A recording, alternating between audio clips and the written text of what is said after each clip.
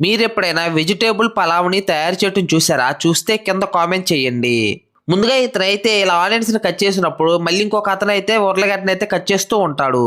ఆ తర్వాత ఈవిడైతే ఇలా దొండకాయలను కోసేసి మళ్ళీ ఇలా క్యారెట్‌నైతే కట్ చేస్తూ ఉంటుంది. అలా వాటి మొత్తాన్ని కట్ చేసిన తర్వాత ఈ గిన్నెనైతే ఈ స్టవ్ పైన పెట్టేసేసి దాని లోపలైతే ఆయిల్‌ని పోసేస్తారు. ఆ ఆయిల్ కొద్దిసేపు హీట్ అయిపోయిన తర్వాత ఇక్కడున్న కూరగాయలు మొత్తాన్ని తీసుకొని వచ్చి దీని లోపలైతే పోస్తూ ఉంటారు. అలా వాటి మొత్తాన్ని పోసిన తర్వాత దాని లోపలైతే బిర్యానీ ఆకులను కూడా వేసేస్తాడు. ఆ తర్వాత మళ్ళీ వేరుశనగ పప్పులు కూడా వేసేసి ఇలా గెంటుతో అయితే కలుపుతూ ఉంటాడు. అలా దాన్ని మొత్తాన్ని వేడి చేసిన తర్వాత దాని లోపలైతే కరివేపాకుని పుదీనాని వేసేసి మళ్ళీ ఇలాగైతే మిక్స్ అయితే చేస్తూ ఉంటాడు. ఆ తర్వాత కలిపి పెట్టుకున్న మసాలా పౌడర్లు మొత్తాన్ని తీసుకుని వచ్చి దీని లోపలైతే వేసేస్తాడు. ఆ తర్వాత ఇతనైతే వేడి నీళ్ళని కూడా తీసుకుని వచ్చి లోపల పోసేసి దాని మొత్తాన్ని అయితే ఇలా చారుగా చేసేస్తాడు. అలా చేసిన తర్వాత దాని లోపలైతే బియ్యాన్ని వేసేసి ఆ తర్వాత అల్లం పేస్ట్ ని వేసేసి ఇలాగైతే మిక్స్ అయితే చేస్తాడు. అలా దాన్ని అయితే కొద్దిసేపు అయితే ఉడకబెడుతూ ఉంటారు.